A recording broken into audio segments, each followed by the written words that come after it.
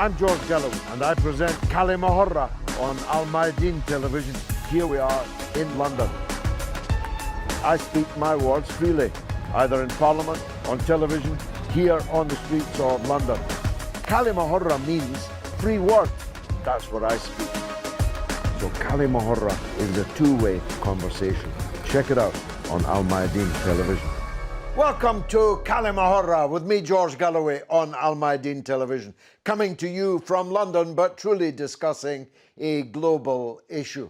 It's a stripped-down, wartime conditions kind of broadcast, this one, because of the British government's laws on social distancing. We've had to lose our audience of distinguished experts and one or two enthusiastic amateurs like me. But I am joined by three very important guests in the studio, suitably distanced, and some Skype interviews of very rare value. We're talking, of course, about the coronavirus, as we did with sensational effect in our last episode, which has hundreds and hundreds of thousands of viewers all over the world. But this time, we're dealing with the extent to which the United States empire is actually weaponizing the pandemic in order to try and hasten regime change amongst their favorite enemies, particularly Iran, but also Venezuela, and maybe one or two other places now heaving into view as potential targets now that everyone's defenses are down, or rather the defenses are up but facing in the direction of trying to defeat this pandemic, which is creating havoc across the world. Mass deaths, enormous levels of sickness, a virus which is extraordinarily virulent, and it would appear so far unusually fatal as viruses go. Now, you might think that this is hyperbole. After all, the United States is the worst affected country in the whole world. The death rate, the rate of infections, the inability to even provide the most basic health care in many states of the United States, particularly in the epicenter of New York, is such that they can't possibly, can they, still be using their resources, their money, their time, their soldiers, their sailors, and their airmen to try and bring about regime change elsewhere. It is a truly extraordinary thing that all of that, I'm afraid, is true. The United States has doubled down its efforts to destabilize and overthrow, if they can, the governments that they hate across the world. Now, of course, there's more than one way of making war, just as there's more than one way, as we say in England, to skin a cat. It's not the intention, I think, though Donald Trump's tweets sometimes make you wonder, that they should attack Iran. But they are quarantining Iran in the worst possible sense of the word. It is a total embargo. They have doubled down on their sanctions on a country gravely affected by the coronavirus sickness. And when the voices began to rise around the world, even from Boris Johnson's government, that's how bad it is, they turned their face away from any relief of the sanctions regime on Iran because of the coronavirus. They made an offer to Venezuela, well, we'll lift the sanctions on you for the period of the epidemic, but only if President Maduro shares power with the phantom Juan Guaido, the United States puppet appointee. They haven't made that kind of offer to Iran, presumably because they know that it would be laughed out of court, not just in Iran, but around the world. So are the sanctions actually assisting the transfer from person to person of this horrific virus in Iran? And is that the United States' intention? Or is it, as Mike Pompeo and indeed the British Foreign Office say that actually the sanctions are not harming the effort against the coronavirus epidemic in Iran. And insofar as Iran is unduly suffering, they say it's because of inefficiency, incompetence, and even corruption within the political leadership and system in Iran. Which of these two alternate versions of fact is in fact true? Brother, you're an expert on Iran. Is sanctioning Iran during a pandemic actually a war crime? Thank you very much, George. In these sort of extraordinary circumstances, to be sitting here and talking with you on this particular issue. Insofar as expert is concerned, I think only Almighty is the expert on anything. You're a good student then. I'm a humble student of Iran, perhaps even less knowledgeable than you are on that particular issue. With that preamble, I think there are two things that one's got to look at. When one is talking about the inefficiency, the corruption and mismanagement of this particular crisis in Iran, I think in your sort of opening comments, you alluded to how inefficient, incompetent and corrupt the US a very good point. Management has been. It really is the pot calling the kettle black. Indeed. And not only that, there's a war going on between the president, the governors and the sort of, the other political leaders in the USA, the mayor of New York, the governor of New York, they've all been sort of saying that, Mr. Trump, you really don't know what you're doing.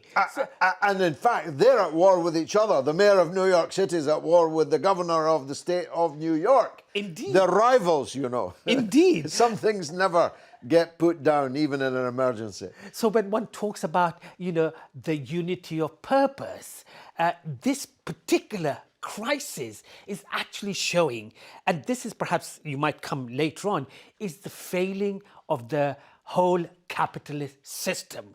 The way the whole medical system, the whole sort of approach to money printing that's taking place in the USA is going to come home to roost very quickly, because we've had crisis upon crisis of the capitalist system just in the last 20 years, if you like. We had the tech bubble bursting at the turn of the millennium. Then 10 years later, you had the housing bubble, the financial crisis, and 10 years later, you've got this particular situation. So I think the malaise, the virus of the capitalist system itself is coming home for people to realize.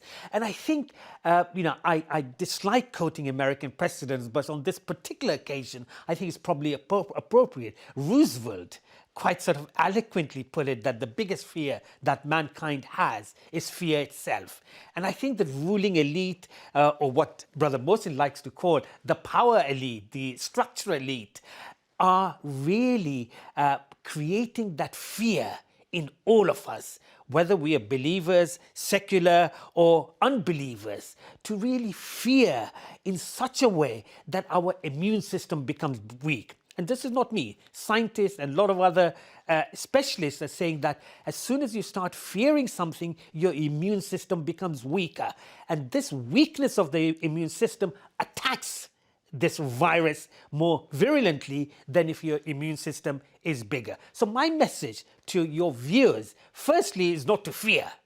What is going to happen is going to happen. And if one is a believer, death is going to come to all of us one way or another. Whether it's corona, whether it's HIV, whether it's car accident, heart attack, multiple other deaths may occur.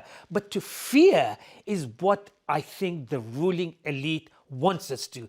And as you know, all over the world, whether it's Bolsonaro or Orbán or the Philippines leader saying that if anyone comes out, they're going to shoot them. So they want to frighten the people in such a cocoon. Why? Why do they want to frighten people? Why would capitalism want to frighten people to stay home and not spend money on their goods and services? That's an interesting question, because in 2-3 months' time, if people are not dying of the coronavirus, they'll be dying of hunger in poorer countries.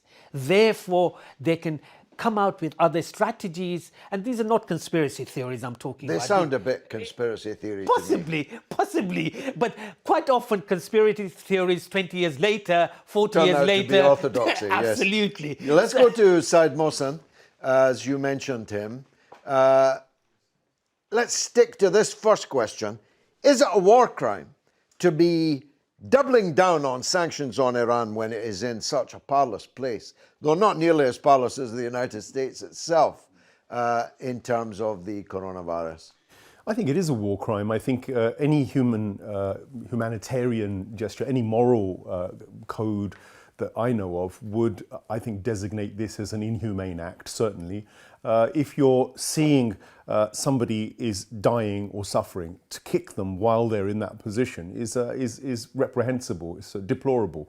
I think that the Americans, D.H. Lawrence put it quite interestingly. He said at the heart of American psyche, there is a violence DNA that's locked in. He quoted that basically there's something within the American psyche as a whole. And he's not talking about just the government. There's an acceptance of death, violence of that kind. And perhaps that's what's been taken advantage of by the people in power. They know that people are ambivalent to people dying abroad. It's more important to them if somebody dies in their vicinity, but actually if people are dying en masse in foreign fields, it doesn't matter. That's a kind of worrying moral ambivalence which is there within a lot of societies, but America is definitely there. They're very isolated in that sense, very self-centered.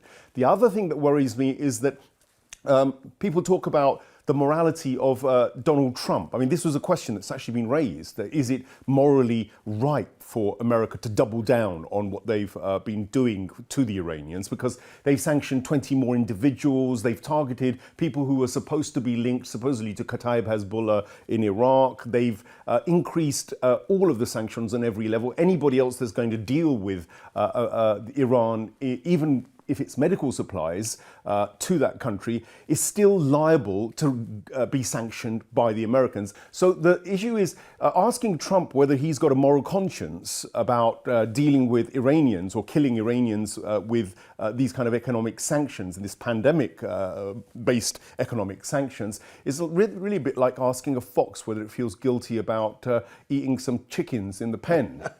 We'll come back to that. Look, earlier I spoke by Skype to a man on the front line, Dr. Zadi, who is a lecturer at the University of Tehran in public diplomacy, in United States foreign policy, and in Iran-United States relations. So he's got a lot on his plate for sure. Let's take a look at what he had to say. Now, the US claims that food and medicine are not included in the sanctions and therefore cannot be responsible for the health situation in Iran. What do you say to that? Well, the answer is not very complicated. We have two problems. One, the items that Iran needs to buy from outside, whether it's medicine or medical equipment, Iran needs to pay for these items. And because of the banking sanctions, not humanitarian sanctions, banking sanctions, Iran is not able to pay for the items that Iran needs to buy. And the result is that Iran cannot get medicine or medical equipment or food or other things that are not officially sanctioned, but still a country that needs these items need to pay for it. And because of the banking sanctions, Iran cannot pay. So that's one problem. The second problem is that for companies to deal with Iran, they need to make sure that that transaction is not going to cause them difficulties. You know, if you're in business, you generally have 5%, 10%, at most 20% profit. So if you engage in a transaction that is going to cost you thousands or hundreds of thousands of attorney fee because the US government wants to sanction your company, you stay away from this type of transactions. And what the US government has done is that they have scared a lot of companies, and they have prohibited and warned them in terms of dealing with Iran. So companies don't want to take a chance, even companies that deal in medicine or medical equipment. So when the US talks about humanitarian aid to Iran, it's mostly propaganda, not to be taken seriously. What about the American allegations of mismanagement, incompetence, even corruption as being much more responsible than sanctions themselves? You know, I'm sure in any government, in any country, you would find mismanagement and occasionally corruptions. But from what we see in Iran is that the medical staff is working very hard. They are staying at their jobs, spending many, many hours like other people all over the world. So the people in medical professions, doctors, nurses, they're doing an excellent job. They are not doing any mismanagement. They're actually sacrificing their life. And people higher up in the Ministry of Health and other places are also working very hard. Do we have some people that are not probably doing a good job as much as they should? Probably yes. But that is going to be with any country anywhere in the world, including the United States. So what the US government says in this case is also propaganda more than truth. Well, that was the voice from the front line. Shabbir, I was struck by the first point that he made, that we're not sanctioning humanitarian aid. You can buy food and medicines, but of course, with the banking sanctions, even if you had the money to buy them, you cannot actually complete the transaction. Why doesn't a single Western journalist ever ask that obvious point when Pompeo says there are no sanctions on medicine and food? Well, Mr. Pompeo quite proudly has said that we lie, we cheat, and we steal. He did, yes. And not only did he say that, but if you see that clip, it's extraordinary that there was clapping. I watch it every day.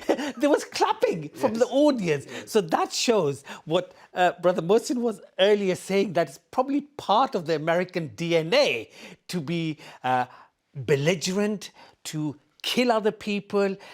Why would a system survive if the mass of the people were against it? So coming back to your question on the banking system itself, look, for the last 10 years, and certainly over the last 2-3 years, the whole banking system has been put under chain by the USA. So your big players, whether it's HSBC or Deutsche Bank or any other Credit Suisse in France, they all have operations in New York.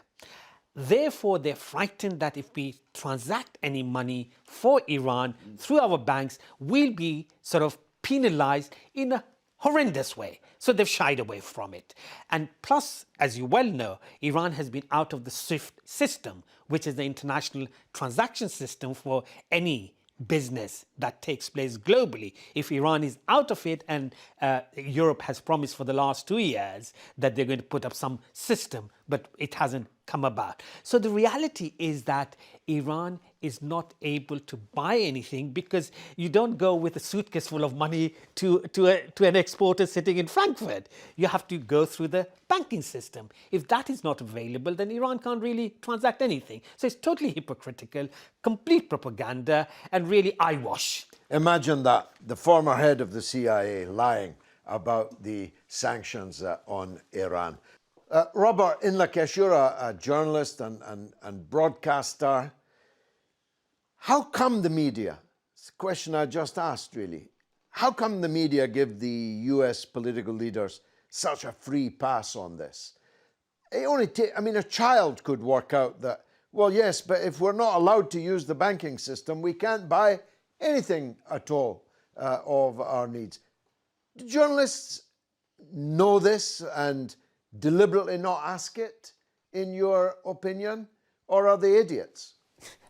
Well, it's a little bit of both, if you ask my opinion. I mean, of course, to some extent, they should know what's happening in the world with their job. But if you look at it, really, they'll talk about petty politics, party politics, partisan politics, but they'll never get into the nitty-gritty. And when it comes to foreign policy, they never talk about what the United States is doing and engaging in overseas, and they've continued to cover up. For instance, now, why aren't they talking about this round-the-clock coverage of the coronavirus? Why aren't they not talking about the sanctions on Iran, the sanctions on Syria as well? We get a lot of reports about Syria, how that's going to affect the Syrian people when the virus hits hardest there. What about the Israelis and their persecution of the Palestinians ongoing in the West Bank, the bombardment of the Gaza Strip, the bombardment of Syria from Israel as well, breaking the global call for ceasefire, which came from the United Nations? We're not hearing about this. What about the situation in Yemen? We've had reports in Yemen from a minister in Yemen saying that the Saudis have been dropping infected masks, infected with the coronavirus itself, into the territory of Yemen. But we don't hear this reported. And why? Because it would out the United States and the way it Can that really be policy. true, that story?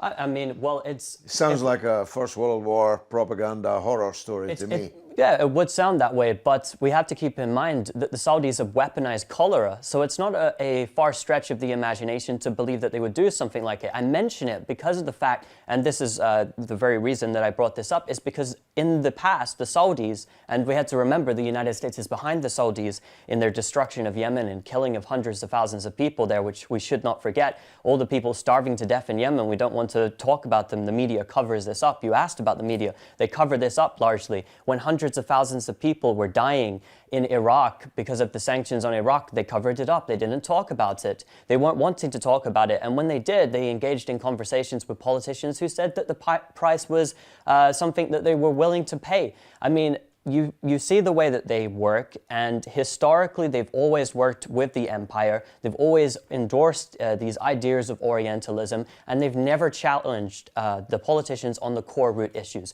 They only talk about surface level topics, things that are, gossip topics. They'll talk about the language that the president used, for instance, which is important if he's using racist language and stuff like that, of course, to call that out. But go further. What about the racist policies that he's imposing upon people all around the world, and the mentality that he has and how that feeds into his ideas when it comes to foreign policy? The people behind him, the neoconservatives who are pushing him into these wars, and the people that are backing him and have business ties with him, they don't talk about these issues. They talk about, like I said, the surface level issues, because that's stuff that people can easily digest, and it doesn't make them look deeper into the crimes of their own government.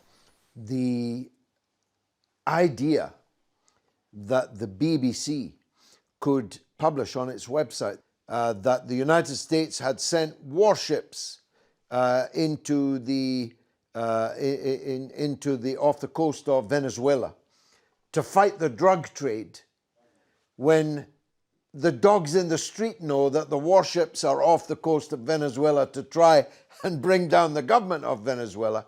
If I ever doubted that mainstream journalists were lying accomplices to empire, it died this week when I saw that BBC headline.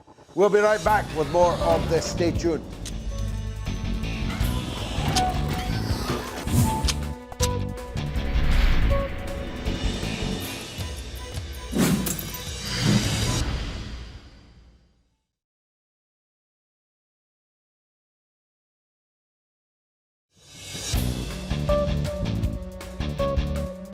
You're watching Kalima Horra with me, George Galloway, on Mayadeen Television, coming from London, talking about American sanctions on Iran and asking the question, are sanctions during a pandemic actually a war crime? So far, the consensus here in the studio is that they indeed do. Now, earlier I spoke on the Skype to Dr Kevin Barrett, a PhD, an Arabist, Islamologist, one of America's best-known critics of the war on terror. He's the host of a radio show, a call-in show, and he's also appeared many times, even on Fox News. I was impressed. See if you are. Now, the US claims that food and medicine are not included in the sanctions, and therefore they cannot be blamed for the health situation in Iran. What do you say to that? The fact is that the sanctions are preventing medicine and food from reaching Iran.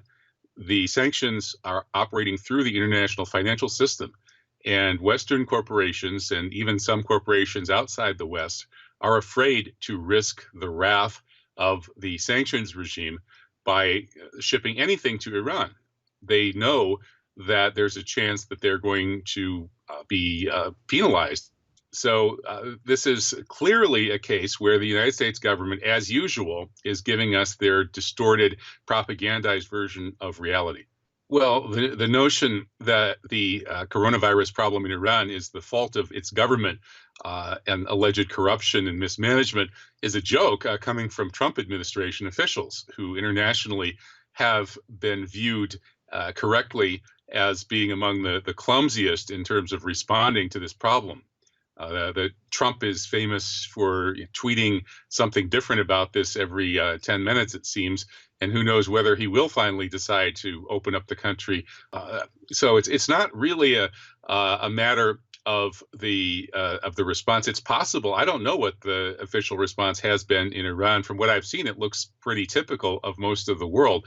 The one country that seems to have responded fairly expeditiously to this once they realized the scale of the crisis was China.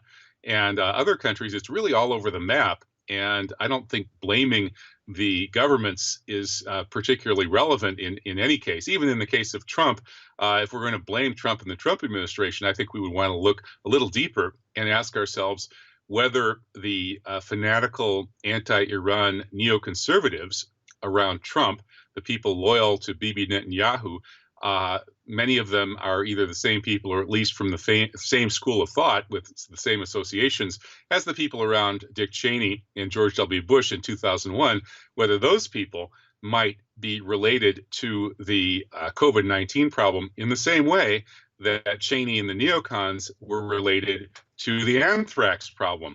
The fact is that anthrax was manufactured in Fort Detrick, the same place where the COVID-19 virus may have originated, according to the Chinese government. They say that it came to China from U.S. military athletes who were participating in the World Games. And in fact, those athletes had been training right next door to Fort Detrick, which had been closed for all kinds of security problems previous summer.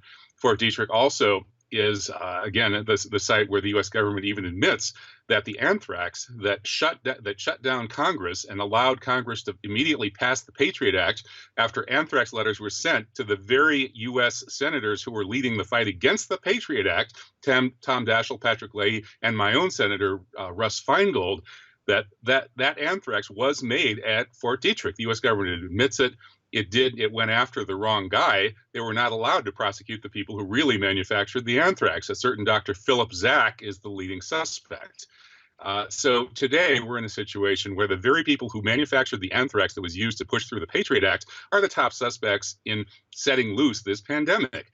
Naturally, Iran is not going to be happy about this. Naturally, the official position of much of the government of Iran, including the supreme leader, is that this has to be viewed as U.S. biological warfare. Said Mohsen, you think that's fair or too strong? U.S. biological warfare. There is increasing, I won't say speculation, but questioning of the original narrative that this came from a wet market in Wuhan. It seems to have come a long way, if that's what it was.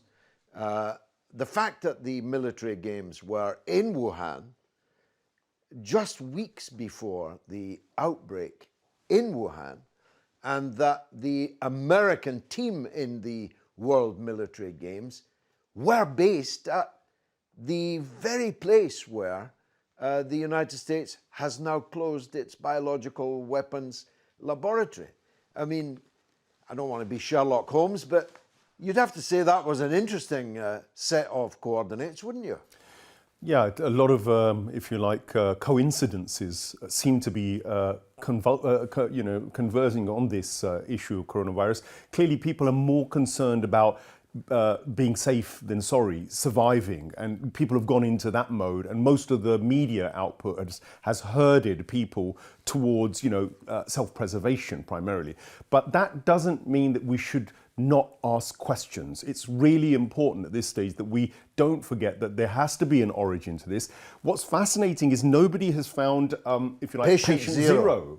And it's really quite extraordinary that we can't track down where this thing actually originated. The Chinese have confirmed that the first 41 cases do not, of them at least 15, do not have any connection to that wet market, which they generally was claimed. And it's still being pumped out by American and media agencies and others that actually it's a Chinese virus. So we know that they've already weaponized. Well, after all, the famous Spanish flu, which killed 50 million people at the end of the First World War, actually came from Texas, had nothing to do with Spain, or the Spanish at all. I mean, and what people have to really ask in this situation is the kind of leaderships we've allowed to emerge and evolve in a very sort of ambivalent manner into power, the likes of Donald Trump. What you've got to ask yourself is, do you have trust in them?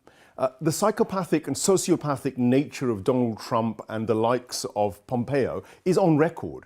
What else is going on in the background? We have no control over what really goes on at that level. No, not even Parliament. As you know, I sat in Parliament for almost 30 years, and you would never, as a member of Parliament, get anywhere near the true facts of what was going on, say, at the British germ warfare lab at Porton Down.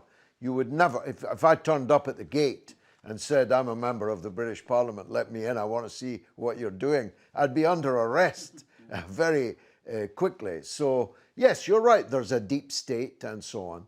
The one thing I would say, Shabbir, is if this was a biological weapon and it was deliberately taken to China, well, it's the biggest boomerang in history, because the United States has now lost far more people than China, and it's only just begun in the United States. It's not only a boomerang, viruses do not stay in one place. Simple as that. So anyone in the power elite in USA thought that it would be confined to China was either living a delusional life. Not fit to be called a scientist, that's for sure. So absolutely. So this is the whole concept, and this metaphor which is so often used, coming home to roost. So the reality is that USA has inflicted all kinds of problems on this planet for the last 50 years, 100 years, whether it's economic problems created due to the global system failing, or the virus, or culture, or all kinds of other issues that America has inflicted on the world. Therefore, it will have to come home to roost, and America will feel the pain. And the reality is that the ordinary, whether they're white, black, or Hispanics in USA, are going to lose out. At many levels, we will be facing a huge economic crisis globally. And who's going to pay for it? The ordinary people. Well, there's already 10 million unemployed in America. It was 326,000 a month ago.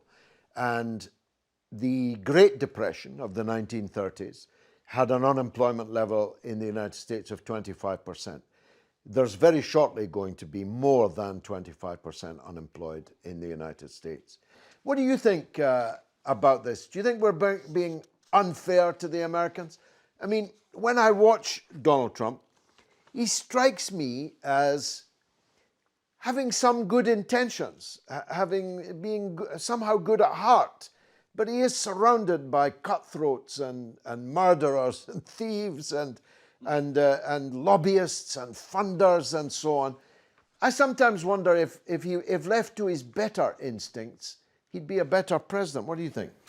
I believe that it's a bit of an illusion which is surrounding Donald Trump in the way that he acts. I mean, he'll go state to state, say different things, contradict himself constantly, and it's all, in my opinion, part of an act, and it's very carefully done. If you look at the circles that he's been included in for a very long time, he's rolled around with people who are at heart, neocons, people who are all of these, like people on Wall Street. He was bailed out by the bankers a number of times. The Rothschild family actually helped him when he was in financial trouble. So he's always been part of this elite, but he's maintained this image that he's not part of the elite. And your question about are we being too harsh to the Americans? I mean, if we look at everything the Americans have done just in the past 20 years all around the world, I don't think we're being harsh on the Americans. I mean, the Americans are the only ones, the United States is the only one to ever use an atomic bomb. It's the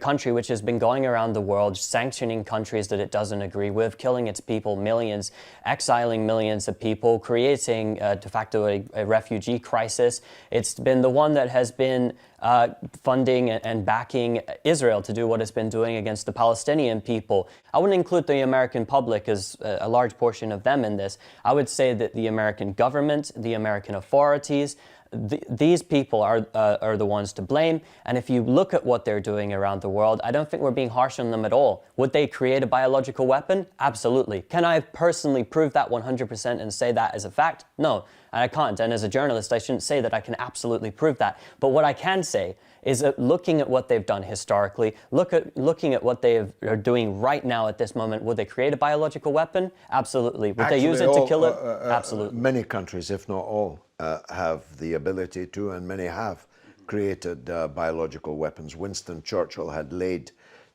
in chemical and biological weapons right along the south coast of England in case Hitler arrived in 1940. In an existential moment, any regime actually would use biological weapons. But you're right to say the American people is one thing and the state and its role is another. Let's listen to a conversation I had earlier with one of the finest of all Americans. She is one of the bravest people I've ever met. She's the founder, leader of Code Pink, Medea Benjamin. Let's hear what she had to say. Yes, we're part of a coalition of many groups in the United States that have been fighting against these sanctions and urging the U.S. government to rejoin the Iran nuclear deal. We've been pushing our elected representatives. We've been getting letters in Congress. We just had one signed by several dozen Congress people. We have been pushing Bernie Sanders and Joe Biden, and we have been doing a lot of education of the American public to make them realize how brutal it is and how cruel it is in the midst of this pandemic to be making it even harder for the Iranian people to get the relief they need.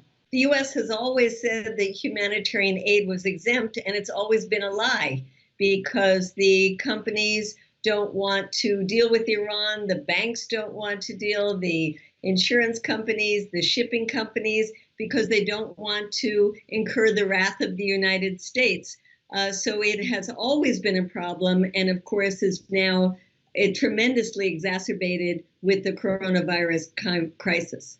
What about the American allegations of mismanagement, incompetence, even corruption as being much more responsible than sanctions themselves? Well, I don't know if you know the expression about calling the kettle black, but here in the United States, there has been tremendous mismanagement of this crisis. They're talking about millions of Americans dying. President Trump is accusing healthcare workers of stealing protective equipment. It is just crazy what's going on here in the United States. So this is certainly no time for the U.S. government to be talking about corruption and blaming the Iranian government. This is a time for us to work together as a global community to confront this global crisis. How much awareness do you think there is in the United States about the situation in Iran under the coronavirus pandemic? Most of Americans have not been aware of what is going on in Iran because in the past, all they've heard about Iran is it's a #1 state sponsor of terror. It's not a normal country. It's horrible, this and that. But recently, there has been a lot of pressure on President Trump. So I think the American people are just starting to become aware about the inhumane results of the U.S. sanctions policy. Shabbir Saab, what do you think of the Trump tweet that I referred to right at the beginning of the show, when he said that we have information and belief that Iran or its proxies were about to make a sneak attack on American forces or assets. Is that another military attack on Iran, on Iraq? Well, one never knows what's likely to happen.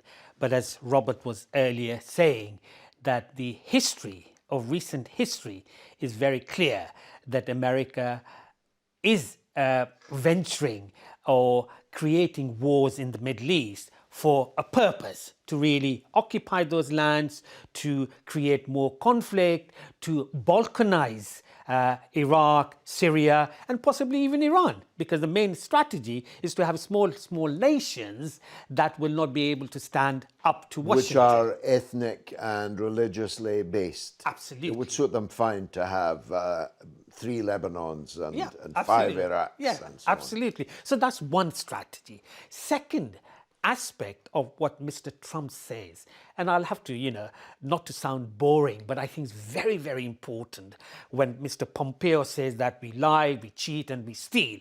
So everything that comes out of Washington, and you recall very easily, I think just before the Iraq war, Mr. Powell showed this small test tube saying that this is what Iraq has, and they will sort of inflict chemical weapons on us.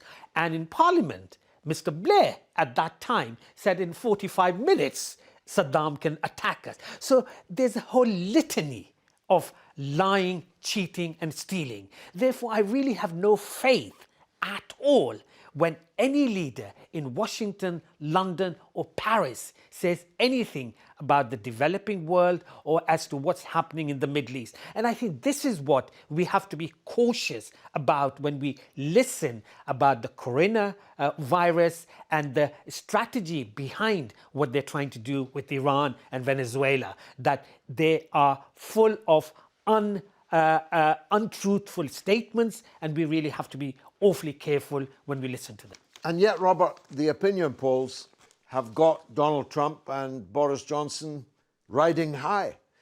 How's that? Well, it just depends upon what sentiments they can tap into in the populations. I mean, in the past years, what we've seen is that the public have been exposed to different campaigns of whether it's been campaigns of nationalism or campaigns which are pandering to people who are feeling as if they're hopeless. They want the system to change. And you spoke about Donald Trump before and how he seems like he's a good guy on the surface. I mean, well, let's look and see if he's actually a good guy. And was it just all the neocons which were pushing him around, or can he make an active decision? For a long time, I think during the Obama era, people sort of lost faith in politics. People were starting to lose faith in politics. And then what we saw afterwards is the likes of Donald Trump would rise, and he was talking about the deep state and I'm going to investigate this, and whatever conspiracy theory you had, he was talking about it. He was talking about, I want to expose this, I want to talk about this. The swamp. Yes, oh, I'm going to drain the swamp. But then he just, he might have drained the swamp, and then he just got jumped everybody in and started swimming. Yeah, exactly. And so, like, when we have politicians who know what the people are wanting to hear, especially in the information age, they know what we're looking at online. They know what conspiracy theories we have online now. So they have to be more smart if they want to engage us as well, because people largely were losing faith in the political system. So how do you get them re-engaged in the political system, give them these figureheads, and tell them things that they want to hear? And then when they get into office, as always, you'll get that your politicians lie to you. Such a young man. Now, another young man, colleague of yours, is Robert Carter, who is campaigning for the lifting of the sanctions on Iran.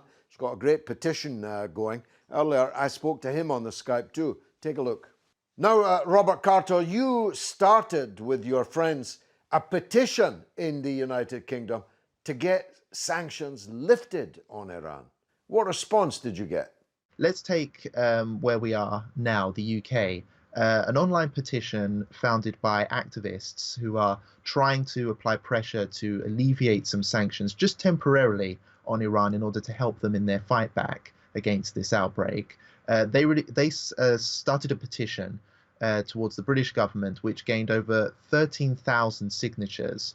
And that forced the government to respond. After a UK government petition reaches past 10k signatures, then they have to respond. And then if it passes 100,000 signatures, then it will go for a debate.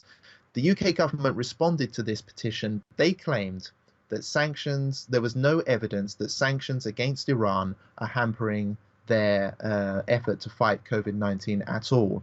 And this comes off of the back of banking transactions and also the purchase of millions of face masks from the UK, which of course was blocked in the same month. So it's absolutely outrageous that the UK would make this claim. I think that it proves that, Iran is not getting the support that other countries are getting in order to fight this outbreak. So the fact that they've actually been able to put up a decent effort building brand new hospital facilities to treat patients, they're producing their own medical equipment and drugs domestically, including own domestically made testing kits.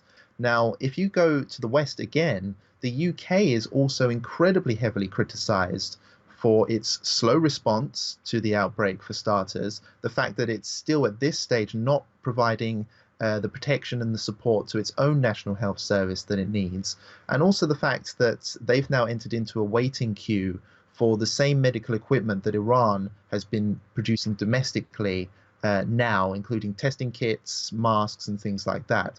So what you find is a situation growing now where those countries which didn't help Iran to begin with may now or could now benefit from trade with Iran, which is now producing many of the equipments needed in order to protect health professionals.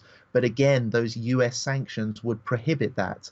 So I think if you're going to turn this debate on its head, rather than just blaming the Iranians time and time again, you have to look at Iran and say, look, they're one of the worst hit countries in the world.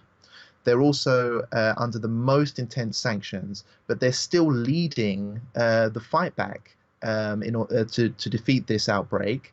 And I think that going forward, once Iran starts to get a grip on the cases and lowering its figures, we may actually be in a position where we would like to purchase many medical equipments and testing kits and drugs from Iran in order to help us fight the outbreak here in the West, where we're struggling to do so.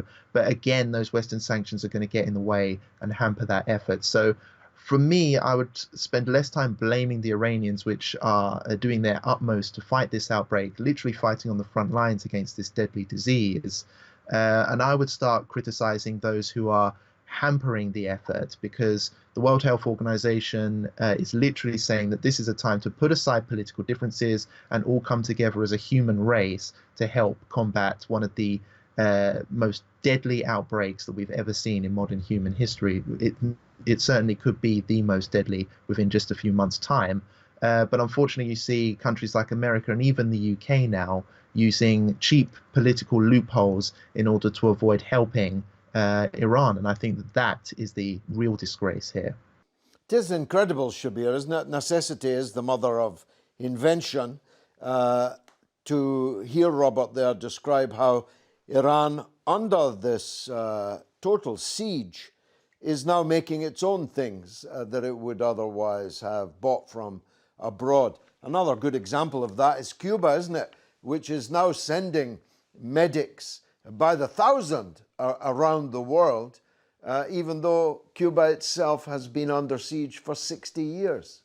God works in mysterious ways. God indeed does work in mysterious ways. And not only that, the supreme leader, Ayatollah Khamenei, for the last 25 years has been telling the Iranian nation that these sanctions have been a gift from God in many ways, because it has allowed Iran to develop at multi-level, sort of scientifically, intellectually, the knowledge capital on many areas of science and research has exceeded. I think it was only 2 years ago that Iran published the second largest number of scientific papers that were published in the world. So work is going on. Of course, the sanctions have made life difficult, but I think the Iranians have shown that over the last 41 years, since the advent of the revolution, they've had to suffer 8 years of war with Iraq, continuous sanctions, all kinds of other problems, and the whole nation being surrounded by American forces, whether in Iraq, Afghanistan, in the Gulf region, and in the former southern Russian state. So America has bases, and even then, Iran is surviving. And just to give you one sort of anecdote evidence, I was in Tehran last time, a couple of years ago, but before that, about 3 years ago, I was in Iran, and there was an exhibition taking place at the Tehran exhibitions halls, which have now been converted into hospitals, which you might have read. Now, there were 300 companies and in educational institutes and universities which were doing work on nanotechnology in Iran itself. Stem cell research, Iran is probably the #1 country on stem cell research at this moment. So I think at the end of the day, George, belief in God is the ultimate victor.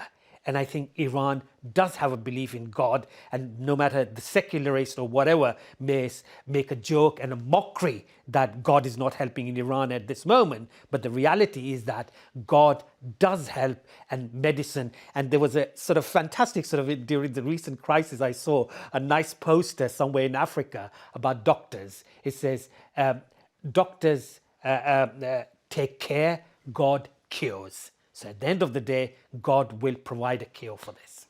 Inshallah. Thank you very much indeed, gentlemen, for joining us, and especially the viewers of Kalima Horra. I hope you found it an interesting show, different to our normal shows. I hope that normal service can be resumed soon. Stay safe. I've been George Galloway, and you have been a marvelous audience.